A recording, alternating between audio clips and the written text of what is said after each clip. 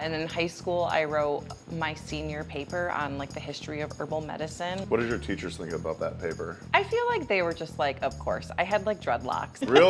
Yeah. So they're like, of course, she's gonna do the history of herbal medicine. Watching, like every time I go to a strip club. Stop! Oh my God. I'm teasing, I've never been to a strip club. You got the story here, folks. Cheers. Cheers. We have to drink after a cheers. So. Cheers. Take 3. Cheers. Cheers, everybody.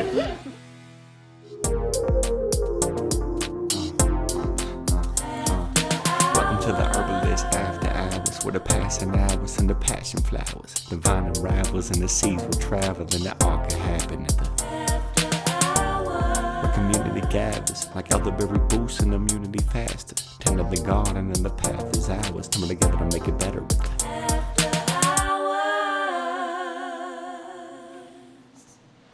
Crofoot. Mm-hmm. Okay. Yeah, without a W.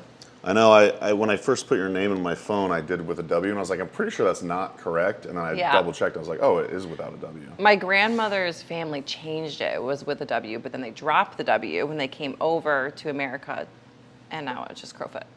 Okay. Yeah. That's a given name. Yeah, it was not made up. Wow. Lots of Yeah, people and you in the know herbal what's community have crazy made-up about names, that is when I was at Seven Songs School, I fell in love with an enemy when we were wildcrafting. We were in Montana. And I remember him being like, you know, they call this the Crofoot family. And then I started going by my grandmother's last name, which was Crofoot. And it just was like this beautiful, like full circle moment of like, because I'm just like, I love an enemy. Like that is like my alley that I used for years. And so it was just like this really weird full circle moment of like, the Ranunculacea family, Crofoot family. And that was cool. That's awesome. Yeah, it's cool. All species of an anemone, or? That I use? Yeah, or that you appreciate or love, or like any Oh my local gosh, ones I around mean, have here. you ever seen it in wild? We have one in Oregon, I want to say, is it Pasque flower? Am I Yeah. thinking? Yeah, that one, like, the first time I saw that, I was in the Arcto school, and I saw it, because I'd seen other anemones, but when it was in flower, I was like, it reminded me of like Dr. Seuss or something like that. It's so beautiful. It's so beautiful. Yeah, and we got to see it like in this field in Montana, like on top of this mountain when I was like traveling with Seven Song to go to Rainbow in 2013, and it was just like breathtaking.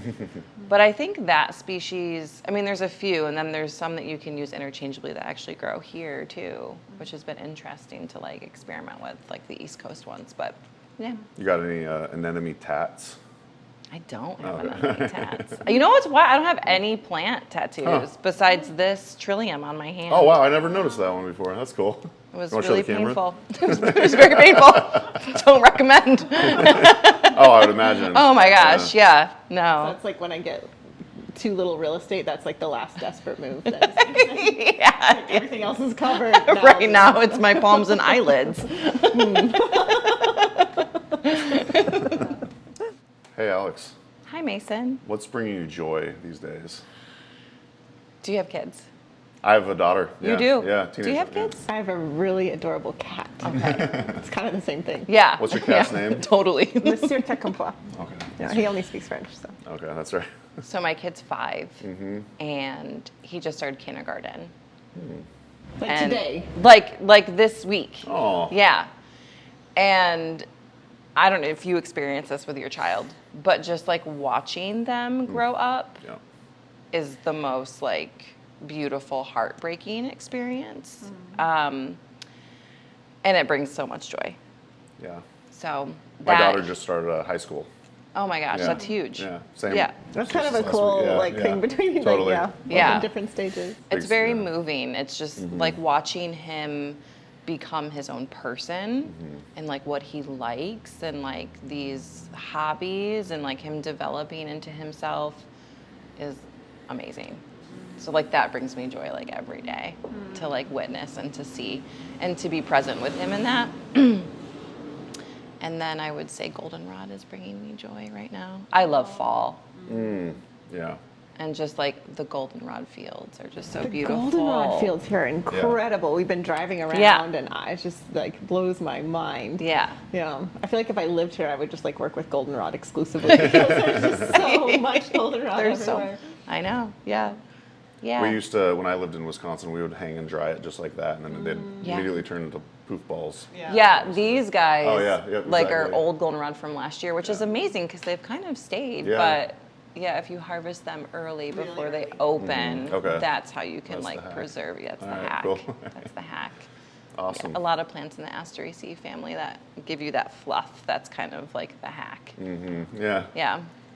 Yeah, I have noticed as a dad, anytime there's a new parent and they're like asking me for advice, I always Yeah. say all of the cliches about parenthood and raising a child are true. I mean, that's a bit of an exaggeration, but I have noticed that like they're a cliche for a reason. So it's kind of helped prepare me for every stage of parenthood. But I think every stage has been just beautiful and amazing, and now your kiddo's entering a new era, and that's super exciting. So, and also congrats. just like stop growing up. Yeah, I know, I know. Yeah, They'll it's always crazy. be your baby, though. Oh my gosh, he's absolutely obsessed. Yeah, he's a mama's boy. Yeah, totally. Yeah, cool. It's pretty cool. Should I share about my cat now and how that is for Please me? do. Yeah, what's going on with your cat? What life stage is he in right now? How old is your cat? So let's stick with family. Yeah. So you were raised on stories of your great-grandmother. Great Great-great-grandmother Victoria. Yeah. And we were wondering if you would care to share a story about great-great-grandmother Victoria. Yeah. Well, she died right when my mom was born. So, like, as a family, we only heard, like the stories about her. We never got to meet her. And then my great-grandmother, Ladona, Victoria was her mother. And Ladona didn't pass away until I was 16, which is like pretty incredible. So I was like able to really get to know her throughout my life. What I know about Victoria is really just that she was an herbalist and midwife for the Chestnut Ridge people. And she would bring my great-grandmother Ladona with her when she was a child to go help the people. So the Chestnut Ridge people are like this ostracized community in Appalachia that no medical professional at that time would really take care of or to treat.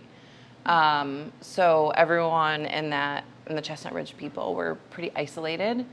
And my great-great-grandmother Victoria was a midwife and an herbalist, and so she would go and help them and like birth their babies, and then in kind of like this reciprocal relationship, they taught her a lot about herbs. And so my great-grandmother, Ladona, going with her as like a child, started also using herbs and herbalism in that way because her mother did. And so that's pretty cool. I have like one photo of Victoria. That's like the only photo that we have. And my great-grandmother, like everyone thought she was crazy because it was like poultices always on us as children, and like my mother. And I wish that I would have like known more of like what is in that poultice. I just remember them kind of being yellow. And I remember she lived in a farmhouse, and then that farmhouse unfortunately caught fire. And then she was they moved on property in upstate New York, and she had a greenhouse that was attached to her trailer. And I just remember like going in there as a kid, and it was just full of like aloe and like all of these herbs. And I remember like when I was a kid at her property, like if I got hurt or like stung or burned, she would just like grab a plant, and like throw it on. So it was pretty cool to experience. Yeah. And I didn't even really connect the dots, until I was much older of like, it's so interesting because it just seemed like grandma's doing grandma things. And then like as I got older and I was like more into plants, and then I became an herbalist, I was like, wow, like whole full circle there. Yeah. Because like, did you like put two and two together after a while, or did like memories come back to you after a while? Or I feel like memories came back, and I think like we all go through these like points of like wanting to figure out belonging or like ancestry, And I was kind of like reflecting back on those people in my life, and I was like, wow, like that was way more powerful and profound than I thought, for my upbringing and how it shaped me. yeah, and in high school, I wrote my senior paper on like the history of herbal medicine. Like it was just like always in there and like around for me. Yeah. What did your teachers think about that paper that you wrote? I wrote it for my high school senior English class. I feel like they were just like, of course. I had like dreadlocks and Really? yeah. So they're like, of course she's gonna do the history of herbal medicine.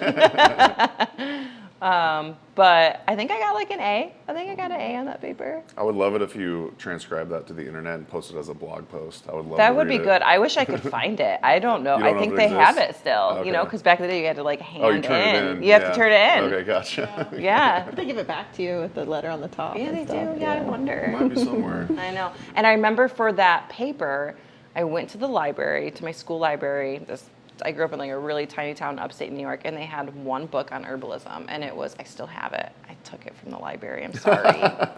I'm sorry. We but won't tell anybody. I know. I do feel bad. I know. I do feel bad.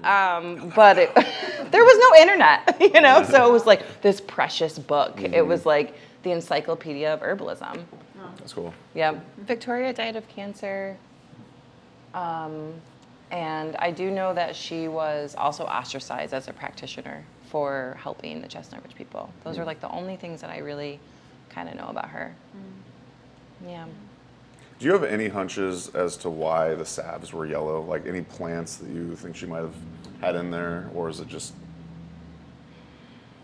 I don't know. I was like, would it be dandelion? But I was like that. You know, I'm thinking about in upstate New York, what grows, what's really common.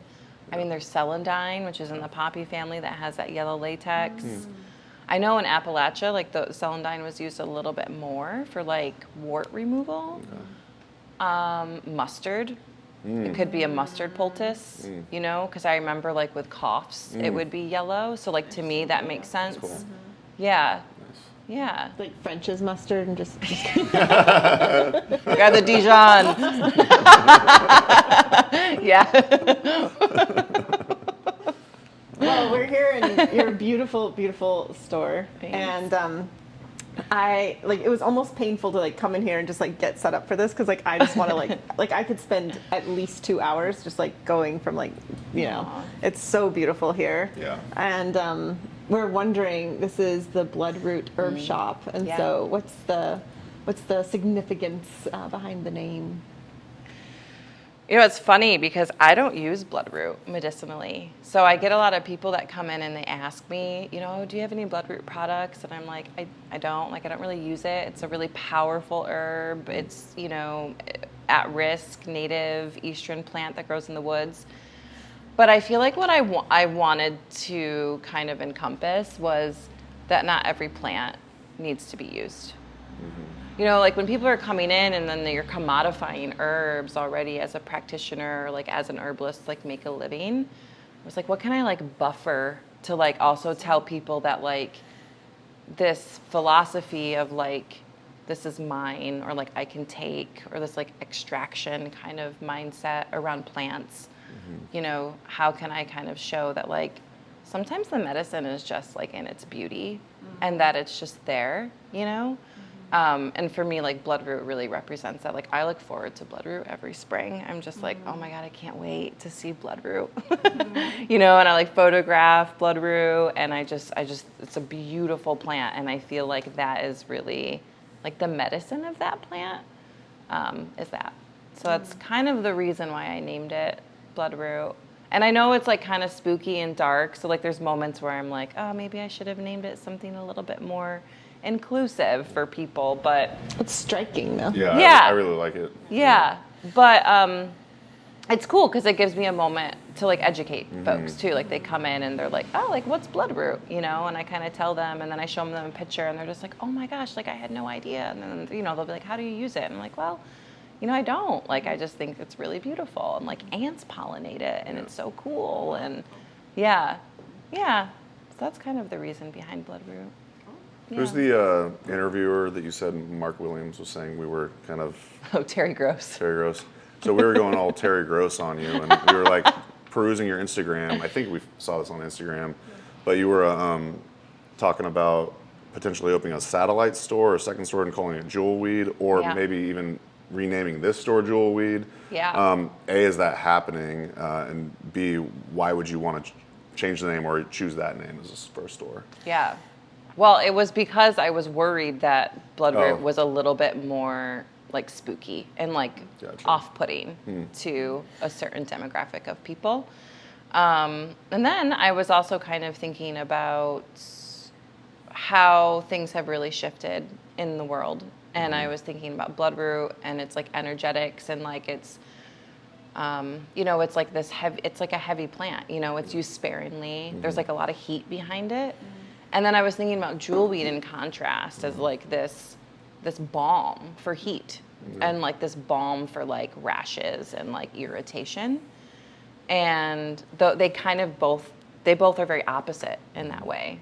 Like Bloodroot is kind of powerful and, irritating. And if you use the root, and then it's like jewel weed is this balm for that. Cool. And I was thinking about the world, and I was thinking about how we all need kind of a balm for the heat right now.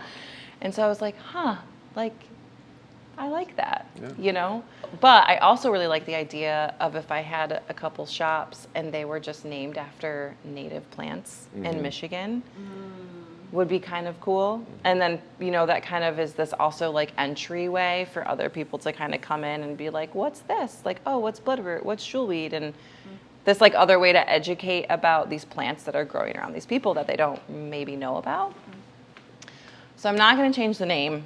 I decided I'm going to stick with Bloodroot. Cool. It feels like a lot of work. Yeah. I also was like, I really don't want to redo all my packaging and like branding. Totes. Yeah. So I'm going to keep it. Cool. Yeah. All right. Well, speaking of stalking your Instagram, you have this awesome reel, which I'm going to try to find out if we could get the rights to use the song on YouTube. I don't know, but like, you know what I'm going to say? It's the Full House one you did. Oh, yeah. I thought that was so funny. You're the marketer here. You're the business owner. You're cleaning up. You're stocking shelves. You have consultations, et cetera, et cetera, et cetera. I would just like, you could talk to the audience a little bit about all the many roles you have as an herbalist. Did I get that whole question correct? Yeah. Did I forget anything in there? No, I think you got it. Well, just maybe to set it up, it was like set to the song of the Full House. Yeah. Like, you're Maybe we'll all show the clips cast of of it. characters. She's like waving Yeah. at the camera. Yeah. Cheesy Yeah. smile. Yeah. I feel like a lot of small business owners are that, like I'm not an odd one in that, but yeah, I would love, in the future, I would love to be able to hire people out. Like if I had the revenue, I would definitely be like, can you do the marketing? Like, Yeah, totally. That was like the question I had. Like, what do you love? What do you... Yeah. Are you excited to maybe outsource a bit? Yeah. So the marketing comes up first. Is like marketing. I feel social You're media. so good at it, though, actually. Thank you. Yeah. Social media is super draining for me. Totally. And I think for like most people, right? Yeah. And then it's like, I feel like having boundaries around that is really important for me. Because you can kind of get caught up and like you have to be posting, you have to be doing things all the time. And now it's really shifted into like content creating, and it's a wild world. So in your spare time. Too. Yeah, in my spare time.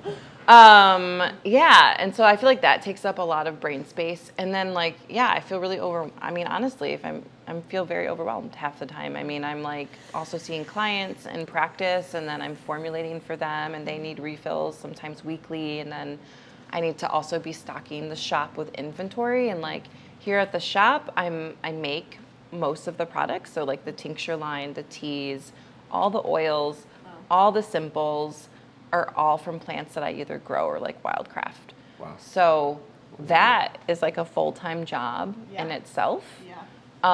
And then branding, I make all of my own labels. I create all the labels, so. I'm exhausted just listening to you. And I have a kiddo, that too, and so I would love if eventually I could have more support. I feel like it's hard to find. I mean, especially when you have a vision and you're like really passionate about creating it, to kind of like let go of some of that. But I would absolutely love if I could find the pieces to those puzzles from people and pay them well and like build this awesome team to kind of fill in some of that for me. Because like what I really love doing is I love being on land and I love making products from the land. And I really love seeing clients. And I do like the storytelling behind the brand, but I would love to do more education. That's kind of like where my heart's at. And I just can't do it all. And sometimes I have to kind of reject some jobs of like education, like you mentioned Arcto School. So Missy wants me to do like a women's health series for her school. Like online or go to Yeah, Portland? online and then both. Nice. And I would love to, but I just feel so crunched with like coming up with curriculum. So it just is kind of like trying to figure out how to balance that all and like and not burn out. Yeah. Right? Because I also want to like show up for my community in the way that I want to show up. And I also want to show up as an example of like, hey, I don't want to also live in like this rat race of like capitalism of like, I'm also really burned out. And like, how can we all just like feel more supported? And so I try to live by that, but it's really hard. Yeah. I mean, sometimes for us herbalists, I feel like we're in such a passion project world. So sometimes it's easy to get into burnout because we're like doing what we love. Totally. And then but it builds and builds and builds. Yeah. Yeah, just bathe me in milky oats.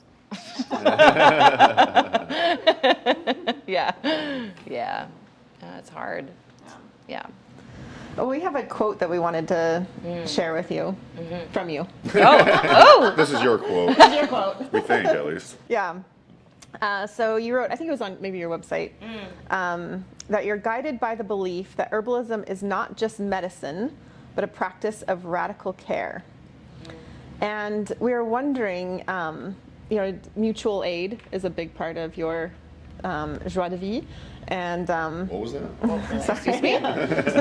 Excuse me. Joy of life. It's a big part of your joy Joie of de life. vie? Joie de vie, sorry. It just came out. I love that. And just, how, and that's a big part of your calling. It's a big part of what you do here. And we were also wondering, like, if you'd be willing to share a story, if someone comes to mind, of like someone who's received mutual aid and like how that affected their lives. Just thinking of like, there's this kind of, maybe we say mutual aid, maybe people don't understand what that means. Then sometimes just really personalizing it as like, this is a person who was, impacted in this way, just to bring it home. Yeah, totally. I also think that like mutual aid gets thrown around a lot, like especially during the pandemic, like everyone was like mutual aid, but it is hard for people to conceptualize that, especially in this country, because we don't really, it's not a really familiar thing. Yeah, I've done a lot of work with the houseless community. That's like my mutual aid work from the shop. And I'm going to shout out Lorna from Herbalista because she was definitely one of my mentors and she's incredible. And Seven Song, both like really like gave me that passion of like, wow, this is incredible. Like I can do like activism work with herbs and like show up for a community with something I'm really passionate about. And I feel like I could build my skills. So it's cool. And I love Lorna and Seven Song because of that. We're fans. Yeah, huge big time. fans. Yeah. Oh my gosh. So I had the community care camper that was also kind of modeled after Lorna. Yep. And would go to the warming centers in Ann Arbor and Ypsi. So in Ypsilanti, there's an amazing mutual aid community. It's like astounding. We have the Many, which is the mutual aid network of Ypsilanti. We have Care-Based Safety, which is a group of people that kind of de-escalate situations so cops don't have to be called in the community. We have a community of people that are always talking about ice spottings and making sure that they are also like going and getting numbers down. We have people that are translating for people that are immigrants in the area. Like there's a lot of mutual aid in this area, which is incredible. And that was part of the reason of opening the shop here. And when I was going to the houseless warming centers with Sherry, who owns this house called the Peace House. Sherry is this incredible local woman who used to be homeless. And then she, was able to, throughout all of her hardship, be able to buy a house. And she now houses other houseless people. Wow. And then she started the homeless warming centers in Ann Arbor and Ypsi. Yeah, she's like incredible, honestly. Like that woman she's deserves a statue. Yeah, when I approached her about doing herbs there, she was like all about it. Like she's like, yeah, absolutely. And there was this guy that came in, and he passed away last year. He was a young man who had a lot of health issues, was homeless, in and out of the men's houseless shelter in Ann Arbor. We don't have a homeless shelter in Ypsi. It's a big problem. It's a huge problem. We also don't have a women's shelter in all of Washtenaw County, which is mind-blowing. He was, had really bad, like, H. pylori was what I assumed through his symptoms, and I would formulate things for him.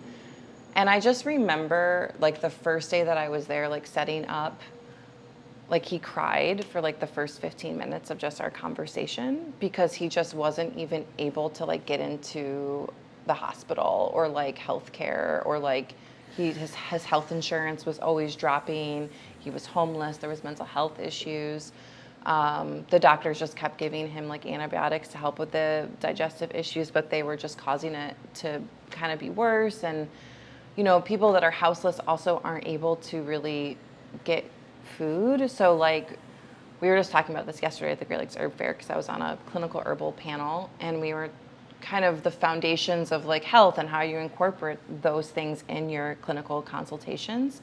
But, like, when you're working with that population, it's like sometimes those people don't even have access to a vegetable that week. So, like, just being able to get him food and even just talk to him for 15 minutes, like, led him to, like, tears. Like, he just was so distraught over his health and how uncomfortable he was. And, like, being able to just, like, take some marshmallow root powder and, like, within 15 minutes, like, just that demulcent coating for his esophagus, like, helped so much that he just was, like, in, like, disbelief. So I think about him. Just a quick break from the show to let you know about one of today's sponsors for the episode, and that is Herbs with Rosalie. Rosalie, why don't you tell us a little bit about the Herbal Jumpstart you got going on? Sure. Yeah, I have a Herbal Jumpstart program. It's the 3 essential skills that I think every herbalist needs. And in this program, it's a really quick program, shows you why I think they're important and how you can develop them. And so you can check that out at herbalmentorship.com. And when you do that, you sign up on my newsletter as well, which is my favorite way to stay in touch. And I love your newsletter. It's so value-packed. I know a lot of your audience reads every single one, me included. You really try to bring joy, value, herbal knowledge, what's going on in your world, along with this newer thing you've been doing lately. It's Sunday Q&A. Want to tell us about that? Yeah, thank you. I've been loving Q&A Sunday. I just answer reader questions. It's different every week, and we often get a lot of feedback on that. It's been pretty fun. Amazing. All right, so sign up at herbalmentorship.com. That's going to do it. Now back to the show. Enjoy. Yeah, you know, so again, like doing some research for the interview, I was a little worried that maybe this question was old, but then again, I guess we double checked on this, but we were legitimately stalking her online. Yeah, we were for a solid hour. It was fun to write questions. It's always fun to, like, research and write questions. It's like my favorite part. Actually, this is my favorite part. But did you buy land recently? I did. Okay, cool. Why don't you tell us what's going on there? Yeah, I bought land. It's crazy. It just feels really surreal because it took, you know, it's like really hard to get land these days, and just the housing economy is crazy. But I did. I found some land in Dexter, so not far from here, about 25 minutes. Yeah, and right now I'm just enjoying it, you know? I mean, I used to have Black Locust Gardens, the farm, and that was, like, grueling in its own way of like working with land and just, like, the constant, like, that relationship with land is hard, you know? And I kind of wanted to go into this land with just kind of enjoying it for a moment and observing it and kind of watching and, like, not having this overwhelming sense of urgency of, like, I need to plant this and I'm going to do this. And that's kind of how I went in with, like, the farm. There was, like, a lot of, like, passion into that. And I was like, you know, I just kind of want to watch this place and just, like, get familiar. And so that's kind of what I'm doing right now. So you're, like, on your first season right now? Yeah, I just got, like, we've lived there for a month. So it's like, so this will be your first like winter. Super new, yeah. Okay. Yeah. So it's a home and a land. So it's it's a home and a land. And it used to be a sheep farm. It used to be a tannery. So Yeah, so it's like beautiful. They also like loved the property, like they loved the land. So they seeded a bunch of wildflowers, a bunch of native wildflowers. They did a lot of burns. There's an orchard. Yeah, yeah. And kind of because there was orchard? like sheep and goats, there's like no poison ivy or invasives. It's like, it's wild. And there's this beautiful facility that is basically like a commercial kitchen space that they used. Perfect. Yeah, for tanning their hides. And so there's like, you know, floor drains and it's all like up to snuff so that they were able to like legally like, you know, process the sheep there. So that is hopefully going to turn into like production space of products from like plants that I grow on the property. Wow. Yeah, yeah. I feel Sounds like very you found lucky. a really magical place that really fits. Yeah, I feel extremely lucky. Yeah. Perfect location in Ypsilanti here, and then Yeah. your land's out, I think, in the Dexter area. Yeah. Are you gonna like brand your land like you did with Black Locust Gardens, or is it just gonna be your I home? learned my lesson Yeah. on that because, Good call. like, as an introvert, I Yeah. also it's hard to work where you live.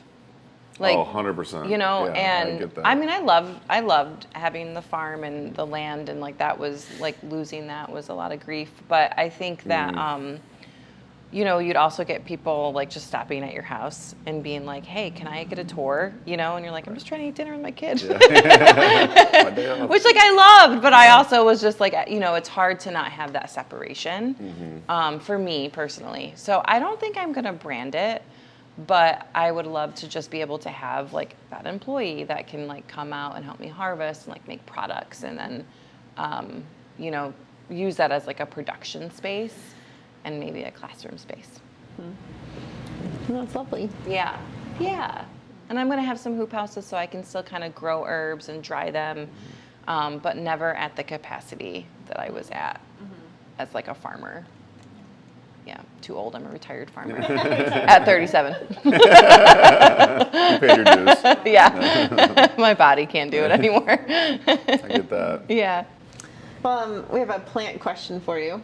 We're wondering if you've ever had an herbal heartbreak, like a plant that maybe you just like didn't get along with, or a plant that maybe you misunderstood, or maybe you like overhyped and then regretted it. I don't know. There's some kind of herbal heartbreak that it's happened between you and a plant. We want like you to just spill the tea on this. Wowzers. Yeah. Woo! That's a hard That's a one. doozy. Yeah, This is a hard one. Call that a doozy right now. Oof. Okay, I mean, I could get a little heavy here, but I would say the herbal heartbreak is having relationship to land and then seeing land get developed is like a herbal heartbreak. Like there's been times in my life where there's been like these areas where there's like these beautiful populations of plants and then a development happens. Yeah. And I would say my heart breaks for that a lot. As far as like misusing of a plant, I think plants have taught me like lots of lessons. It was really fascinating growing them. Like I'm so grateful that I had that experience of growing plants because I learned so much about them and like their personalities and like just how finicky some of them are and like just developed such a deeper relationship to them. So I think like that was a lot of just like learning about them constantly. So like not really like misuse, but of just like, oh, I thought, you know, you were more like this, or I thought it'd be easier to grow you, or I thought that like you would really like this sandy soil, and like, you know, or like one year, you know, St. John's wort would be in full bloom, and then the next year's just gone. You know, it was just like really fascinating to watch them kind of, they're very strong personalities. And so that was always like really humbling and fascinating to me. Humbling's a good word. I do not farm, I garden. Yeah. But the anticipation in the spring of starting your seeds, and then the heartbreak of like, oh, that didn't go well. Oh my gosh. Yeah. Or just like fields, you know, I think with farming too and plants, it's like rain comes and then like your whole field is just washed away, you know, or like we had one year where nettle, this endangered insect was eating all the nettles.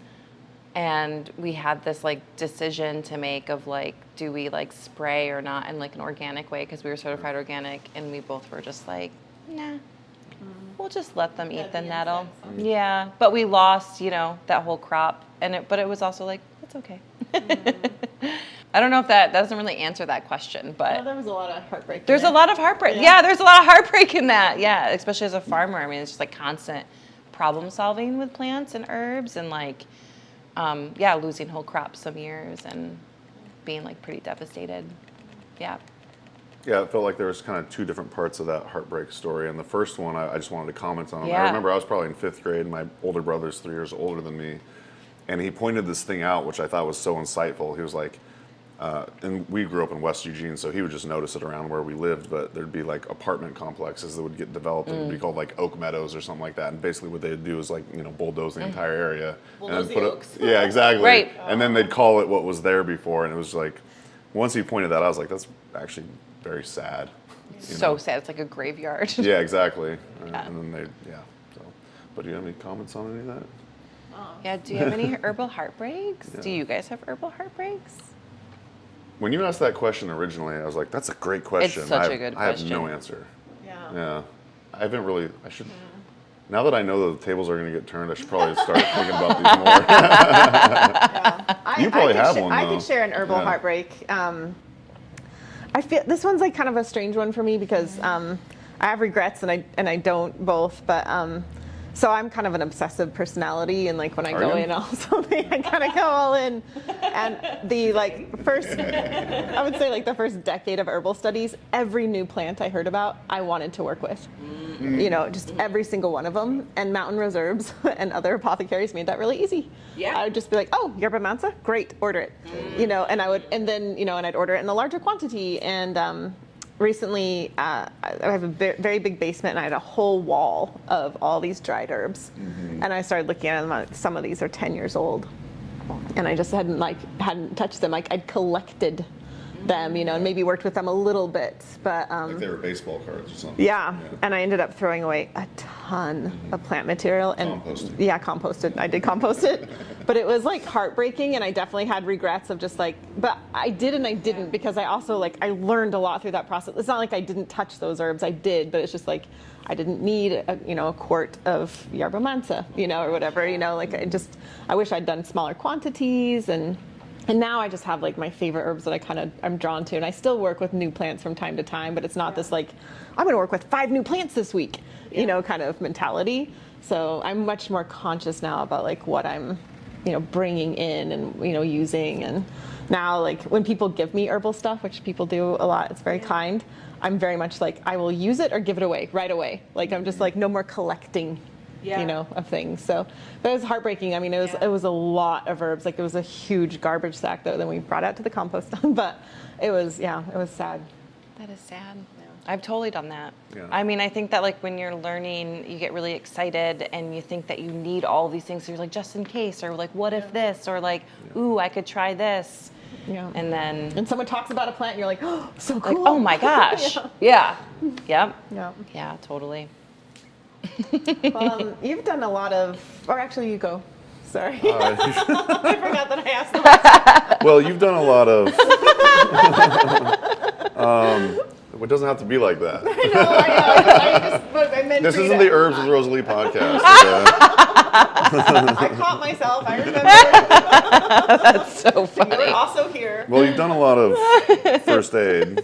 Actually, let's shout out Great Lakes Herb Fair first. Yeah. Great So we were all Lakes just at the Great Lakes Herb Fair in Chelsea, Michigan. It's always the weekend after Labor Day, if I Yep. get that correct. Yeah. GreatLakesHerbFair.org, and that's fair with an E. Yep. We'll leave links in the show notes, etc. But yeah, you've done a lot of work at the first. Actually, you were one of the original organizers. Yeah. Year one. I guess first question: are you still an organizer? I am. Yeah. I took a bit of a break of like the You're- pandemic and like personal stuff Gotcha. happening. But yeah. Okay, yeah. cool. Yeah. I guess this question is more centered around the first aid. Yeah. Wait, what was the question? Anything exciting? Anything exciting happen? Sorry. Yeah. You also mentioned going to rainbow gatherings with 7 songs. Yeah, I was gonna Any say- first aid story you got, let's hear it. In comparison Give to us the something rainbow, gory, it's give us like putting a Band-Aid on a kid's splinter at the Okay. Great Lakes Herb Let's Fair. go to the juicy stuff. Yeah, the juicy Yeah. stuff. Make Oh my my stomach gosh, turn. rainbow. Woo! For people that don't know about the Rainbow Gathering, it is this large annual event that happens, in a national forest every year, and you have to hike in, and there's no water. People go like a month in advance, and they set up the water. It's actually, that part's really cool. There's getting water from like streams and mountaintops, and they're like filtering them. And they have food all throughout this national forest that they're like cooking and setting up these outdoor kitchens. It's pretty cool in that sense. And then there's the first aid called CALM, and it, What's that? That's got to be an acronym. It is an acronym, and Care. I can't remember what it stands for. I just like a good acronym. Sorry, Yeah. I interrupted you. No, you're good. You're good. And it's, Seven Song, I think, like ran it for a really long time. And then other like practitioners kind of came in. Now there's like an ER doc, and there's EMTs, and which is also really cool. So it's like essentially this dirt floor clinic. And when I was in herb school in 2013 with Seven Song, you're there at his school for like a month and a half. And then he's like, okay, guys, pack up. We're going to Rainbow. And you go, and you kind of just get like thrown in the trenches of like there's literal shit trenches, but then there's also just like the first aid trenches. And, wow. And he's like really, he's so good at what he does. And he's also really good at like empowering others of like, you can do this. Even though you're like, I've only been in your school for like a month and a half. But I would say, the first aid at there is very intense. And it's, there's so many stories. I remember someone, a hatchet wound to their leg from trying to like chop lumber. And then like he missed and just went whoosh. And that required stitches. And I remember, I hope I'm remembering this right. And it was either a hand or a leg. And Seven Song just was like suturing, and he's like, does anyone want to, come watch or like try? Like there was like a lot of times where it was just like, hey, Alex, like, do you want to like try to stitch? And so it's a really wild experience of like hands-on experience. And I do think that that's why his herb school is so amazing, is because he really does give you like all of those like very hands-on practical skills. Hatchet wounds, someone jumped in a fire while they were tripping on acid, and there was this crazy blister that was like this big, so like they couldn't even walk. Wow. And so first we had to like wait for her to stop, tripping off acid. So there was some like anemone that was given, because that can be very helpful for kind of, coming out of a bad trip. And then it was like wrapping, and then she had to keep coming back, and we had to keep draining it, because it would just fill with so much liquid. I want to hear that the herbs worked and they blew your mind. Oh, That's what I want to hear. if talking about an anemone, Which is a drop dosage. it's a low dose botanical, and one that probably shouldn't be wildcrafted, because it's also like you have to harvest the roots, and it only grows in very specific areas in the country. If you don't, the really cool thing about first aid and herbs is that if you are skeptical at all about herbs working, do first aid with herbs. And then you're like, whoa. Like anemone, lobelia, we do a lot of staph infections and like wound care, and like just soaks with like chaparral and yarrow and Epsom salts, activated charcoal, which isn't a herb, but you really start to see staph infections like healing.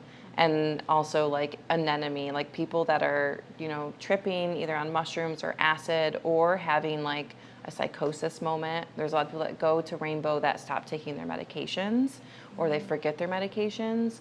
And so then they go into like a psychotic episode. Giving someone a few drops of anemone and then watching within 20 minutes them come back into their body and back to normalcy is amazing. Wow. Amazing. Wow. This is the first time hearing about working with an enemy like that. It's fascinating. Yeah, it's an incredible plant. Yeah, and people use ghost pipe similarly, but I don't use ghost pipe. Yeah. Well, thank you for sharing that. Yeah. Yeah, I like how you said, like, if you're a skeptic, then do first aid, because Seven Song is, like, a self-described, like, biggest skeptic out there. Like, That's probably why he's like a first aid junkie. Yeah. he needs that all the time. Yeah. He's like, I need the reassurance. Yeah. Totally. I'm probably like overly paranoid about this stuff because I'm a Columbine's alum, but I don't know if we need to talk to the audience about like not misusing an enemy as far as drop dosage We or should low definitely dose. say but- don't overdo LSD and jump into a fire. I think that goes without Yeah, saying. don't try this at Touche, home. touche. Is that me being overly paranoid or like? Oh, Yeah. I mean, that's a good thing to... Yeah. Yeah. Safety's good. Safety's Yeah. always good. Safety's Yeah. good. It's hard to find too. Touche, Like most yeah. people don't Yeah. sell it or like, yeah. This is for entertainment and educational purposes only. So, there you Right. go. Seek the advice from a qualified healthcare practitioner. Yep. Did I get that right? Or Seven Song. Or Seven's on. He's qualified. He's a qualified herbalist. So we have a mutual friend. Yeah. I think she's way more into me, for the record. Oh dang, we're going here. Okay, let's. This All is right. Herbalists After Hours. But she did pull, go all out, and she did a video question for you this morning, kind of at the drop of a pin. So this Did is- she really? This is Little guest Brianna. question. Oh Yeah. my goodness. And Okay. let's shout out Brianna Wiles. Brianna Wiles. Brianna Wiles, and Rooted her- Apothecary. What's her website? Rootedapothecary.com. Did I we think know this? so, All right. yeah. Yeah, we'll definitely put it in the show We'll notes. definitely put it in Yeah. the show notes. Yeah. Thanks She's for the great. guest question, Brianna. Yeah, she really... We had a blast hanging out with her also at the Great Lakes Yeah, Fair. yeah, you met her for the first time, right? No, I met her before. Oh, you met Okay. her, At the other Okay. Good She's Medicine so conferences, fun. I've loved yeah. her for many Yeah, years. it's been a so. minute since I've seen her, but Yeah, I did Yeah. ask her to be on the podcast. She turned me down. Just gonna put that. But she's on this podcast now, so technically she kind of is. Oh, okay. Oh, maybe this was her way of. Oh, yeah, getting in. All Yeah. right, so we're just gonna push play. You can watch it, and we'll be like putting it on. Okay. Yeah. All right. So, Wow. ready? This is wild. Yeah. Yeah. Hey Alex, it's Brianna from Rooted Apothecary. And as I'm sitting here in the bath, I'm wondering, like, what are Alex's favorite herbs for chilling the out? Like, what do you take? What's your favorite nervine? You know, when those life-filled events come up that have us stressed and overwhelmed. What do you reach for? Okay. First off, I love that she's in the bath. She's never sent me messages from Because the bath. yeah, well, we've been, we joke, we say we're online dating because we've been talking for like 6 months, and we send notes to each other, voice notes, and I always hear bathwater in the background, and I'm like, are you? wasn't lying. I'm like, are you taking another bath? Yeah. And she's like, I just kind of like am in the bath all day. When I was messaging her So that's this funny morning, that she's in the bath. she said she was in the bath, and I was like, that's really early for a bath. I'm like, showers in the morning, bath, like relax at night. She lives in the bath. That's wild. Yeah. Well, kudos to her. That's good self-care right there. Yeah. It is. It is. Oh, that's so funny. What do I use to chill out? What are my favorite nervines? I mean, skullcap. Skullcap, Scutellaria latiflora is probably one of my favorite nervines, for sure. I really like it for muscle tension. I get a lot of like neck and shoulder pain. I am a blue vervain person that probably should be using lots more blue vervain. I really like my lists. I'm a Sure. blue vein person too. Yeah. Yeah. Yeah, Love I my actively list. avoid blue vervain, side effects. Yeah, you're like, I gotta be productive. Yeah. Yeah. I can't take this. Yeah. Yeah. Milky oats is like one of my You're favorite speaking his language. herbs. Yeah. I love this. Have you heard about this metaphor of farming practices and milky oats? Okay, so milky oats is used as a cover crop when you're farming. So what it does is cover crops come in and they cover land and then they build nutrients over time. And there's this like metaphor that we can look at like conventional farming where they don't do cover crops and they spray like corn, wheat, soy, and they're like depleting, and how that's like a reflection of like humans in this like capitalistic world of like production. And then we have like these other fields like where milky oats like kind of comes in and like covers those fields and like brings nourishment. I like it. I love this. Yeah. I thought about that when I was farming and I was like, this makes so much sense. Yeah. No, I like that. And it Did you make that analogy up yourself? Yeah, Or- like when I was like farming. I like mean, that. I might have heard it from someone Sure, else, so sure. I don't want to Yeah. say that it's, Right. mine. But No, it's good. through farming, I was like, wow, like, and like how it's used is Yeah. for that. It's for like depletion of a person. burnout, which I feel like those fields are. So milky oats, skullcap. I also avoid blue vervain, so that's funny. I love passion flower. Love passion flower. That's been coming up a lot lately. Yeah. Yeah, and I grow it. I and actually it's put a bottle of passion flower tincture right by the cash register. Oh, really? Yeah, already. I've already been shopping. Is your till open? I mean, yeah. okay, cool. Yeah, for sure. For you guys, absolutely. Absolutely. I would say those are like my top 3. I mean, I also really love motherwort. I use motherwort a lot in my practice. I mean, mostly I see people for like hormone imbalances, so it makes sense. But I love motherwort. Just how I use it with people, I feel like it's really, people respond really well to motherwort. Yeah, motherwort, skullcap, passion flower, milky oats. Yeah. That was a great question for you. Brianna rocks. That was cool. It's like she knows you. Yeah. You know, we're dating. Online official. That sealed the deal right there. Well, Alex, you seem to be someone who just like really follows your herbal passions. You know, you've gone to New York, to Michigan, you've been a farmer, this beautiful shop, practitioner, and just so much like lived experience in your life and hands. And we're curious, like, what advice would you give to someone who's also like just feeling really passionate about the plants, feeling passionate about maybe forging a new path for themselves? You know, what advice would you give? Whew. To like younger Alex, for example, you know? Yeah. God, what I would tell younger Alex is to slow down.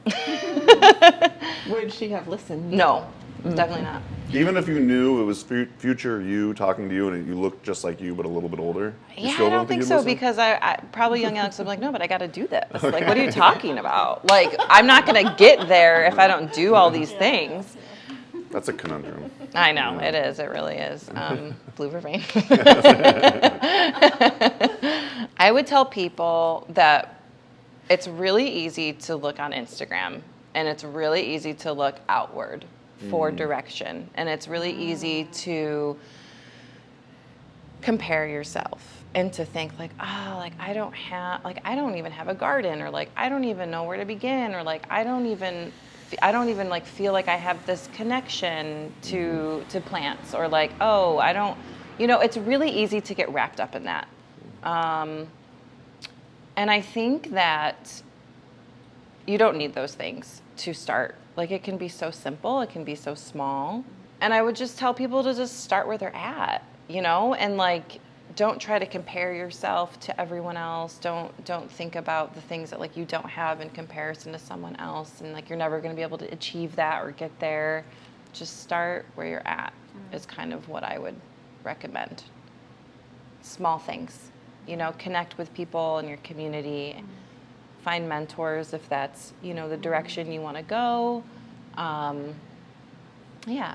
There's so much gold in there. There is, yeah. Like, I love the comparison is the thief of joy, and social media, like, so addictive, but it's so easy to do, but yeah, and I get caught up in that too. Like, I don't want to sound like I'm above that. I mean, 100%. I absolutely do, and I'm hard on myself in that way sometimes, and so I think that we all can be, and it's like, you're not alone in that, even if you're just beginning or wherever you are in your career and your herbal path. I think that we all can kind of get in our head around those things. And that's what's so cool about the Great Lakes Herb Fair too, is like sometimes you like live in this like isolated bubble, and then you go to those places and you're like, oh my gosh, there's so many of us, or like it just makes you feel less alone, and it makes you feel more rooted in like this community connection where like there isn't comparison, there's more of like we're co-creating this. And I think for people that are starting off, I think that there's lots of people that are interested, want to co-create. I'm always looking for people that want to help, and my motto is always, you don't need a degree to help someone. I think that like we need, to know our scope, and we need to know like when to refer people to other people. We need to know when to say, I don't know. But like, it's really simple to just start helping, whether it's like, oh, I'm going to try to grow this one plant this year and I'm going to tincture it, and maybe it's valerian, or maybe it's skullcap, maybe it's passion flower. and I can give this to someone in my family or a friend that's like having trouble sleeping or is super anxious. And it's like, that's where you begin, you know? Yeah. Yeah. Thank you. That was a lot of great advice. Yeah. Yeah. Good. Yeah. Circling back to the Great Lakes Herb Fair, we were noticing how cool it was to see how many people were coming from far and wide. For instance, like our Utah friends. But actually, to your point, it was also really beautiful to see how many people were actually coming from Michigan. Yeah. And you're like, oh, this is actually my community. Like, they're actually just down the road, even if Yeah. they're a couple hours away. Like, there's so many herbalists in each region, and a lot of times we don't even know it. I know. And so yeah, it's heartwarming. Even if it has to just be once a year that we see these people, it's like a nice refresher. So nice. Oh my gosh, I walk away from there and just like, whew, Yeah. right. Yeah. Yeah. Great Lakes this is my second year coming to Great Lakes Herb Fair, and I said in one of my classes, it's like, the landscape's beautiful, and Jim is a big draw for me. He's a good friend of mine. But it's the people who come to that, and just, there's so much cooperation, so much kindness, so much support, and just feels really good. Yeah. To just be with our people, like you said. Yeah. Yeah. Yeah. Plant people are the best. Yeah. Amen to that. Yeah, sometimes people are like, Mason, do you like plants or people more? And I'm like, Ooh. yeah, it's an interesting That's question. a good question. And I'm like, I like plant people Ooh, yeah. Yeah. more. Wait, I don't know how that works. Well, we reached the point where I want to say shout out and thanks to Emily behind the camera. Thanks for helping out. Thank you so much, Emily. Thanks, Emily. I always joke, for my personal podcast, Herbs with Rosalie, that Emily does all the work. I just show up. And now she's like, we're doing a new podcast, and here's Emily in person. Doing all the work. That's awesome. Thanks, Emily. Also want to say it is Rosalie's birthday today, so happy birthday. Thank you. Thank you. This Best will- way to spend my birthday. Yeah. Yeah, this will not, you're Happy working on birthday, your Rosalie. birthday, yeah. This is work. We will not be releasing this on your birthday though, so. No, it's not gonna You're not going to go home today. and edit this and No. So last night we stayed up too late and we were Yeah. smoking on some puff herbals. oh, cigarette- nice. Herbal cigs. Yeah, those are so good. And so quasi sleep deprived actually. I mean, we I probably got a solid 3 hours. yeah something Oh like my that. gosh. Yeah. I can't function. And so we slept for a few hours, and then I got up. I got up at 7:30 to get ready for this interview. And the first thing I did within 2 minutes of waking up, I started watching your interview with Rosalie on the Herbs with Rosalie podcast. And I just listened to I listened to Which maybe. is so funny because I hear my voice going around Yeah, the yeah. house. I was like, what is he listening to? Yeah. And He was missed you. You were asleep. He's like, I just got to listen to this. I got to listen to this podcast. well, we did that stalking yesterday on Instagram and the website, and I was like, well, I want to, get to know Alex a little bit more. I like Yeah. to do that. It's always nice to prepare for interviews by listening to podcasts that people have been on before. Yeah. And in that interview, you said something that I love. I haven't heard this saying in a while, but it's called the third space. You know what I mean? Yeah. So at the Great Lakes Herb Fair, some lady was asking me, Mason, how did you make build a community in Appleton, Wisconsin when you lived there for such a short period of time? And I was like, I have a good answer, but you're not going to like it. I just went to a cigar lounge every day, So I don't know if that's very practical for most people, but the cigar lounge ended up becoming this non-alcohol centric place that people would gather and hang out and build friendships. And by the time I left, I feel like I had 20 close friends. Love that. So shout out to Appleton Cigar Company in Appleton, Wisconsin, and all my peeps. But it made me realize, okay, so there's the cigar lounge. You have tea shops, which might kind of swing towards socializing. Coffee shops are borderline. It's almost rude to talk to somebody. You got your headphones on, you're on your laptop. I don't see much socializing going on there. But then obviously bars, which can be fun, but they're also, alcohol based and stuff like that. So Rosalie and I were wondering, how are you facilitating creating that third space feeling and this beautiful herb shop that you have? Yeah. Oh, man. Whew. Community. I could have just read it from my phone. That's really cute. Okay, I'm just thinking of a few things because I think a lot of people are really confused on where to find community. And a lot of people are really alone. I would say a lot of people that I see in consultations are feeling so alone. And that makes me really sad. And I think that, not to get too like political about it and always say about capitalism, but you know, our society does a really good job of isolating people. And it's made for a reason to do that. And so, I mean, I guess I could talk a little bit about what inspired me with the third space, if you want, with like me having a baby during the pandemic, which was like completely life-changing. I mean, having a baby is already life-changing, but then having a baby that was 3 months old and then like lockdown happened. Wow, and yeah. I was on a farm and I just was with my husband, and I did not see another adult for a year. So it was just me and my baby and my husband and no other adult for a full year. I was like literally. Like literally, Wow, that is because so there was crazy. no vaccines out. Yeah. I had this new baby. Yeah. Oh my goodness. My family all lives in New York. So it was just, it was extreme isolation. I don't think everyone experienced that, but that was my experience. And I mean, at that point, you know, I had gone a little mad, but I also was like, you know, ready to start like a compound. Like I was like, there has to be like other ways to be able to live. Like if this is gonna be life. And I think it did really inspire me of like, we need to have a space for people, that people, like new parents can come to. You know, that was where my heart was at the moment, was like postpartum parents that are just like so alone in that whole journey. You know, and this was built after the pandemic 2023, but like we're still, you know, we still have effects from it and there's still ripples from that for sure. And so here we really try to do postpartum support groups. We do single parent support groups. I was a single mom for 3 years. So that was like really, really dear to me, and like wanting like mothers that were single, that had no support, to be able to come, and we just like would talk and like have tea. And then I'd be like, what do you need? You know, like, so we do that. We also have a death cafe here where it's run by death doulas, and they come and people in the community just sit down and they talk about like their grief. They talk about maybe they're experiencing like a terminal illness and like preparing for that. So that happens twice a month, and then our like other support groups are kind of once a month. And then we have like herbal classes for people as well. And it's funny you say tea house, because I was thinking about opening a tea house here. Like in this exact. And here, yeah, because I have perfect. like a kitchen area. Yeah. I would have to get like a commercial kitchen for it, but it was like an idea. But I don't know if that is what the community in Ypsi really wants. So you know, when you have a shop, you're like kind of always like listening and trying to pivot towards like what community people are, you know, are demanding. For sure.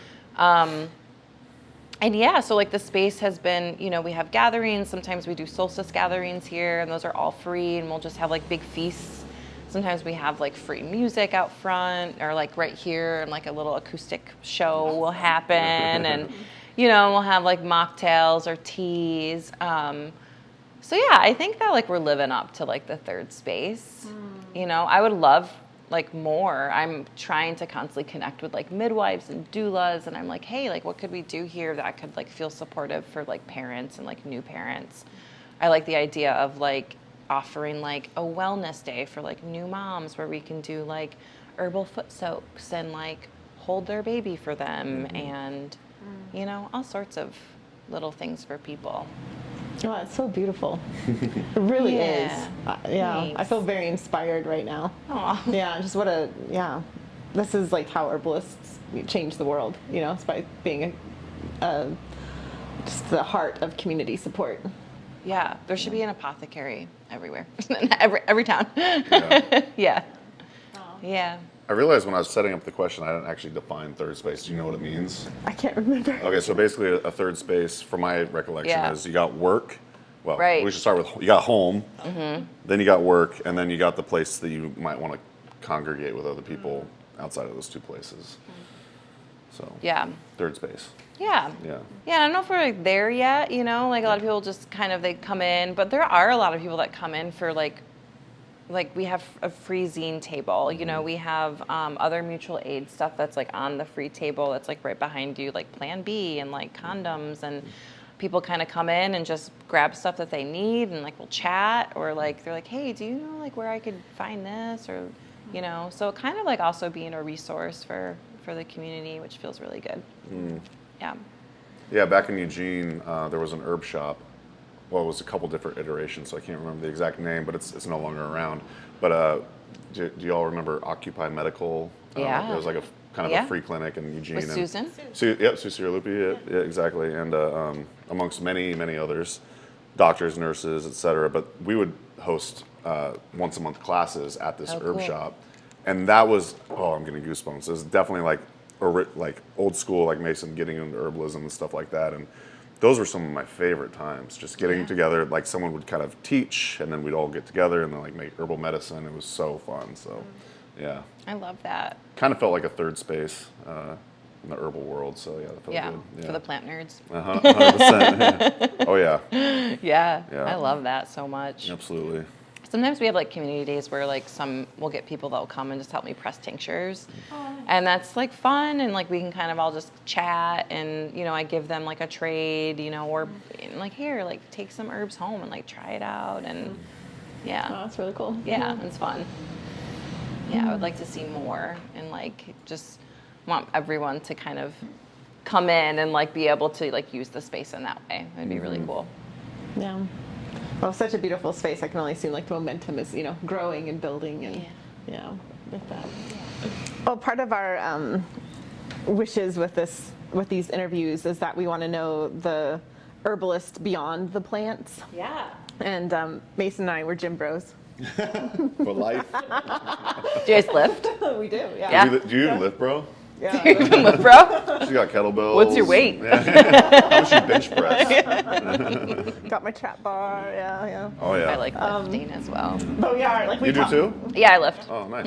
You have a gym membership, or do you like do it at home? I or- do it at home. I had a trainer for a minute. Cool. And then that kind of like got me on track, and then I just like became like obsessed with lifting. Cool. Oh, that's awesome. Yeah, so She's that's got like a us. trainer, Like so we talk about fitness a lot. We talk about lifting. We talk about creatine a lot. Like just the Yeah. whole Oh, thing. yeah, so much creatine. So much creatine. So much protein powder, so much creatine. Protein powder.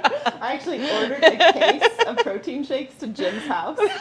You're like, I'm running out. And so we have like, a whole box of it. We're traveling around with it every day. We just like hit up the protein Yeah. powder and we put the creatine in. Yeah. Sometimes I like to use anabolic steroids.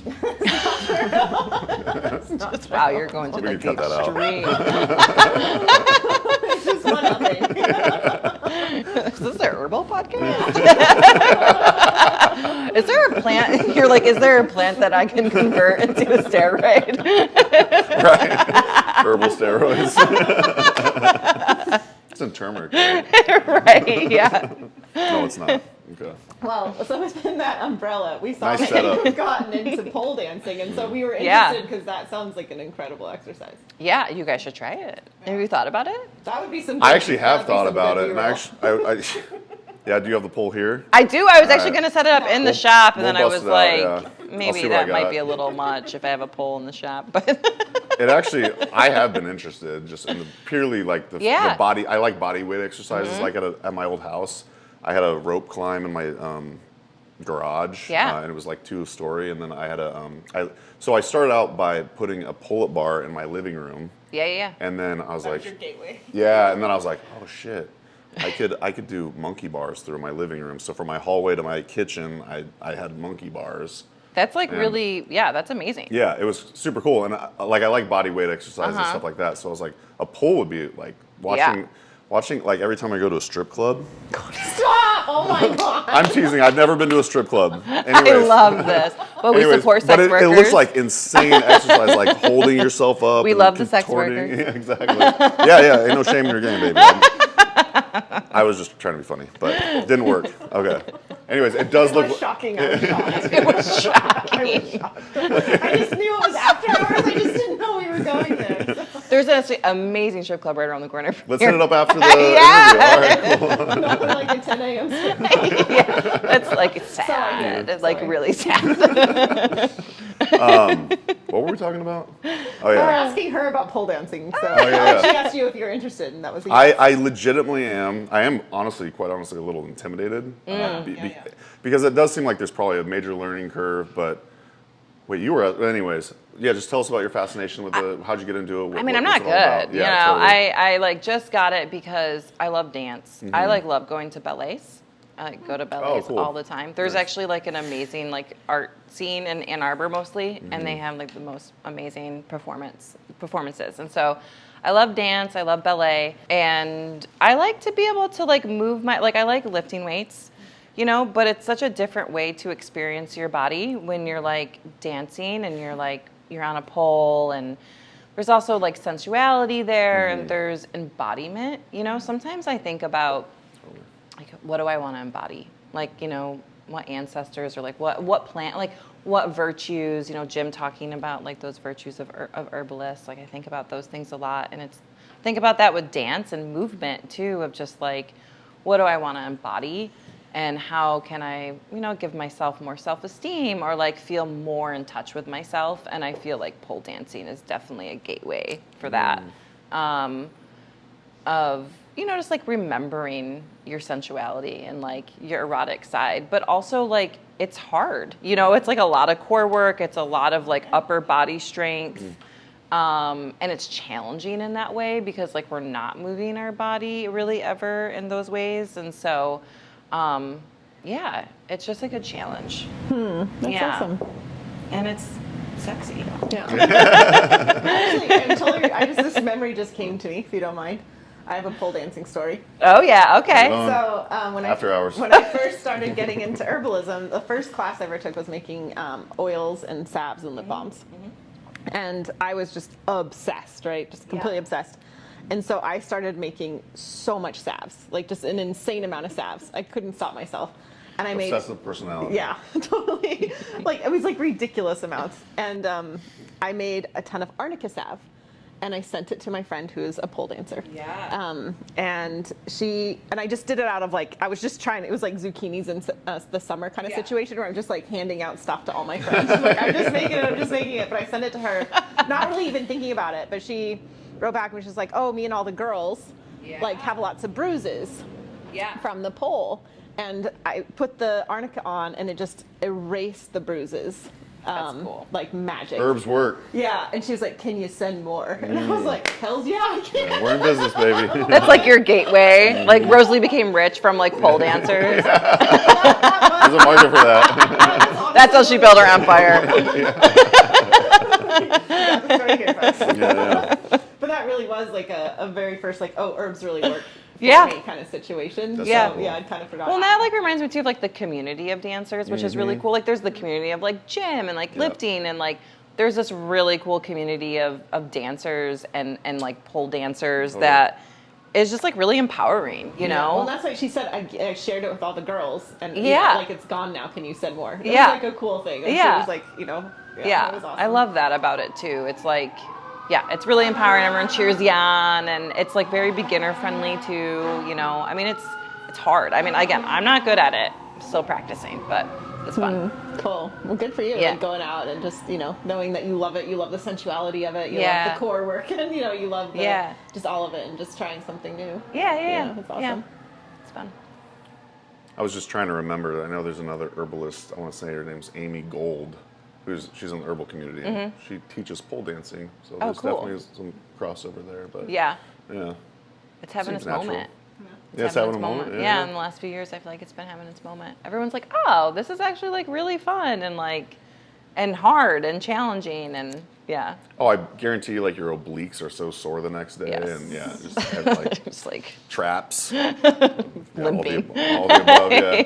Yeah. So, does that about cover it for the pole dancing segment? I think I think we have achieved what we wanted to achieve with the pole dancing. We know and maybe Mason even goes. then some. We know Mason goes strip clubs.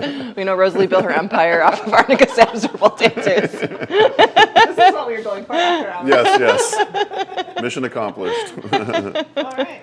So it appears we reached the rapid fire round, which I don't think we've appropriately. We were going to call it maybe the firefly round. Like, Oh yeah, we're gonna name it something we cool. forgot about that. Yeah. Lightning bug round or something No, like firefly. that. Firefly round. Okay. Firefly. I don't know. If you have any ideas, let us know in the comments below Yeah. what we should call it. But we did want it to be more like rapid fire, so generic. Yeah. Rapid fire. Yeah. Let's call it Firefly for now. Okay, firefly. Firefly round. Yeah, My but leave kid us the calls them comments in the firebugs. YouTube. We do like alliteration, so we can get an alliteration thing. That's That'd be true, cool. yeah. Firefly fun round? No, okay. Yeah, the round just. All right. Yeah, that's the thing that's holding me up here. Cool. Do you want to ask the first one? Sure. What's your favorite afternoon tea and snack? Ooh. Okay, afternoon tea. I've been really into Tulsi and Rose lately. That's like been my favorite right now. You're a Tulsi. Tulsi and Rose. I'm just, And a rose little bit of person. cinnamon. Warming, especially in like fall time. Yeah. It's like one of my go-tos. What do you want to eat it or drink with? Eat, drink. I mean, Sorry. We did mention I'm sleep deprived, right? We covered that. Rosalie was making arnica stabs all night. You know, it's funny. I don't really get. I feel like snacking is like a luxury. Right now, I have a kid, so I'm just like always picking off of his plate. Yeah. Classic move. So if I'm being honest, cherry tomatoes though from the garden. I mean, in the afternoon if I'm home, you know, I'm just like munching on those and like drinking a cup of tea. Yeah. Cherry tomatoes are so good. They're so like good. fresh. Oh my gosh, oof. tomato season. I look forward to it every year. Yeah. Oh yeah. It's the best. What's the first and last concert you ever went to? This is so embarrassing. Okay, my first concert was Ted Nugent, Wow. Leonard Skinner, Okay. and Blue Oyster Cult when I was 14. That's a lineup. Buffalo, New York Fairgrounds. Wow. Yeah, Her and Jim both had amazing first Yeah, concerts. yeah. I think that was my first one. I remember like I have like the, you know, you would take the camera, the disposable cameras, and I still have like photos from That's it. so cool. It's cool you were 14 too, just because Mills, your daughter, just went to Yep. the first concert with her. Aw. when she was Yep, 14. That's cool. Rainbow Kitten Surprise. Yeah. If you know who they are. I have no idea. I'm not up to snuff with like what the teenagers are Well, listening it's actually to. not. It's indie rock. Oh! It's not what it sounds like, actually. Oh, They're okay. really, really phenomenal band. Oh dang, what are they called again? Rainbow Kitten Surprise. Okay, all right, I'm gonna look it up. I'm Yeah. just looking for new music. I've been listening to them for years now, but Oh, cool. I kind of fell off, and then He Rosalie told got me into about- them. Yeah, he told me about them in January, and I've been listening to them obsessively, as per my personality, ever since. So. Is it depressing music? No. Oh, Well, okay. there's a range, but like Good, good, yeah. they're melodic. They're Very danceable. Love- I danced the okay. whole concert. Yeah. I bet you like them because when we were stalking you on Instagram, like you You have actually great musical taste. yeah. Thanks. Yeah. You did one I like with music You a hit up lot. Talking This Heads. Must Be the Place by Talking Heads. Yeah, was a good he's- one. My You kid's did also Grimes, obsessed which with that was Love Grimes. Yeah. So Wow. you like Rainbow. Yeah. Obviously, you love Tori. Love Tori. Yeah, same. Tori's So. incredible. I mean, have you seen her live? Not yet. Not yet. well, you'll change your mind. answer. Yeah, okay. I like it. You'll change your mind. I mean, I don't know if I'll ever see her live, but yeah. You promised me. Okay, I will. You said you would go to 3 concerts with me. It's on tape. recorded, folks. My last What's that? concert? The number increases every time you say it, Rosalie. I don't remember my last concert. I was trying. Oh, really? I really don't. Oh. Isn't that sad? So Brianna and I were just Tori's at gonna Fleetwood tour Mac. next year, and I'm gonna come with you to Tori. So We're gonna do Ann Arbor Tori. Ooh. That's what's happening. This is after little hours. oxytocin, yeah. No, we're gonna- Brianna and I were just talking about Fleetwood Mac's coming, Stevie Nicks in October That'd be to that'd be Detroit. Yeah, Tori And so I- covers them really well. Really? Yeah. Oh my So you gosh, could I just would wait and see love Tori. that. But I also am like, I want to see Stevie Nicks just in case. You Right. know? I was super bummed. I was like, Leonard Cohen came. Do you guys know who Leonard Cohen is? Oh, yeah.